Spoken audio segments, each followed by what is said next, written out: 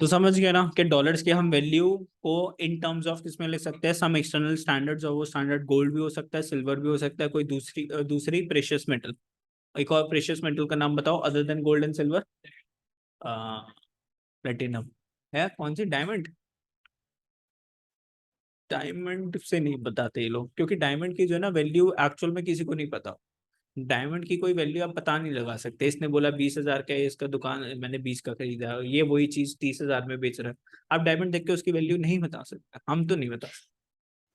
और इसलिए कोई बाहर वाला बंदा हमारे इंडियन डायमंड्स पे कैसे यकीन कर लेगा? वो गोल्ड में यकीन कर सकता है, सिल्वर में कर सकता है, प्लेटिनम वगैरह में कर सकता है, डायमंड्स में नहीं कराएंगे वो।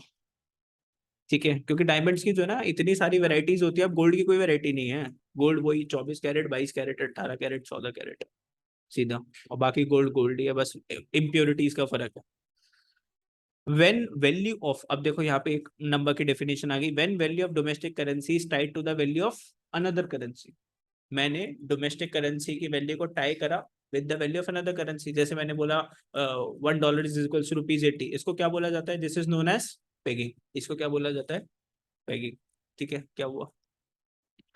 When value of currency is fixed in terms of other currency in terms of gold, अब करेंसी के हिसाब से नहीं, गोल्ड के हिसाब से कर, it is known as parity value of the currency. तो अगर डॉलर्स को आपने कंपेयर करा किसके साथ? करेंसी के साथ, इंडियन करेंसी के साथ। आपने बोला ₹80 इज इक्वल्स टू $1, उसको क्या बोलोगे? पेगिंग। और आपने बोला $62 is equals to 1 gram of 24 carat gold, तो उसको क्या बोलेंगे? Parity value. ठीक है, देखा था ना हमने, $62 is equals to 1 gram of 24 carat gold, तो उसको क्या बोलेंगे? Parity value. चलो आगे, डीवैल्यूएशन एंड रीवैल्यूएशन। क्या होता है डीवैल्यूएशन रीवैल्यूएशन? अकाउंट है, अकाउंट्स। डीवैल्यूएशन और revaluation. Devaluation refers to reduction in the value of domestic currency by the government. जब इंडियन गवर्नमेंट खुद ही अपनी डोमेस्टिक करेंसी की वैल्यू को कम कर देती है, उसको क्या बोलते हैं? डीवैल्यूएशन। लेकिन सरकार ऐसा क्यों करेगी? Devaluation is said to occur when exchange rate is increased. Devaluation is said to occur when the exchange rate is increased by the government under fixed exchange rate system. On the other hand, revaluation refers to increase in the value of domestic currency by the government. तो अगर government अपनी currency की value को बढ़ाएगी तो revaluation, कम करेगी तो devaluation. समझ रहे मेरी बात? नहीं समझ रहे तो यहाँ पर देखो डिफरेंस पढ़ के देखो। Devaluation refers to reduction in the domestic currency in terms of foreign currency. तो हमारी करेंसी की वैल्यू क्या हो रही है? कम हो रही है। अंडर कौन से सिस्टम के अंदर? Fixed exchange rate system. और पूरे फिक्स एक्सचेंज रेट सिस्टम को कौन कंट्रोल करता है? Government.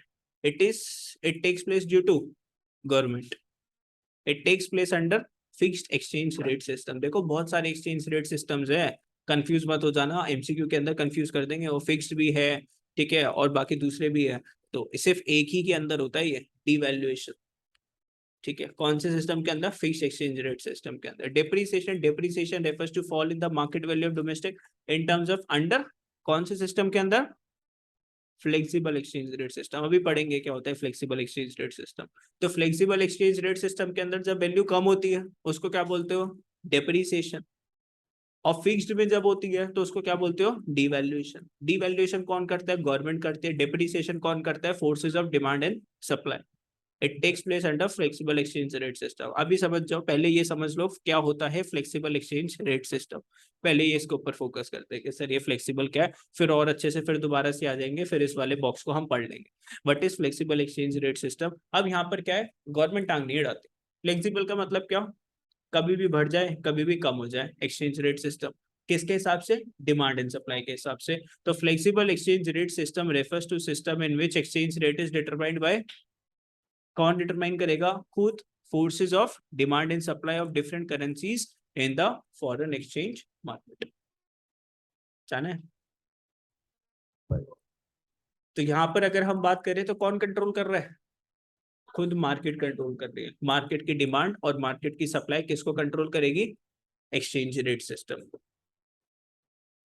The value of currency is allowed to fluctuate freely according to the changes in the demand and supply of foreign exchange. There is no government intervention, मतलब सरकार टांग नहीं अड़ाएगी in the foreign exchange market. Intervention का मतलब कोई रोक टोक नहीं, कोई रिस्ट्रिक्शंस नहीं, ठीक है, पूरा कौन कंट्रोल करेगा, demand and supply.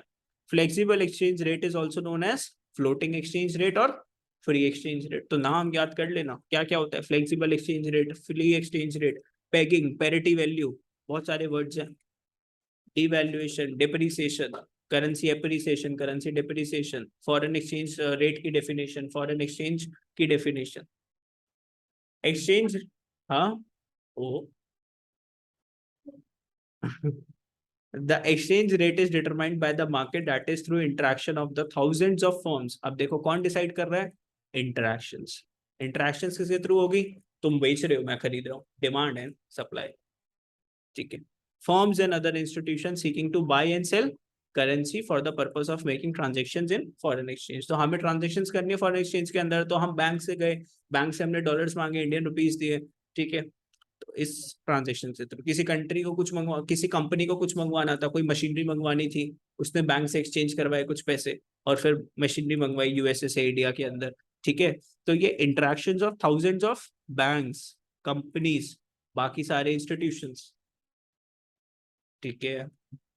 Mutual funds में आ गए इंस्टीट्यूशंस, एसेट मैनेजमेंट कंपनीज, बहुत से म्यूचुअल फंड हाउसेस क्या करते हैं, सीधा बाहर की कंपनीज में पैसे लगाते हैं। तो बाहर की कंपनी में पैसे लगाएंगे तो डॉलर्स में लगाएंगे ना, तो वो कन्वर्ट करवाते हैं बैंक से पहले पैसा और फिर किसमें लगाते हैं, म्यूचुअल फंड्स में लगाते हैं इंटरनेशनल।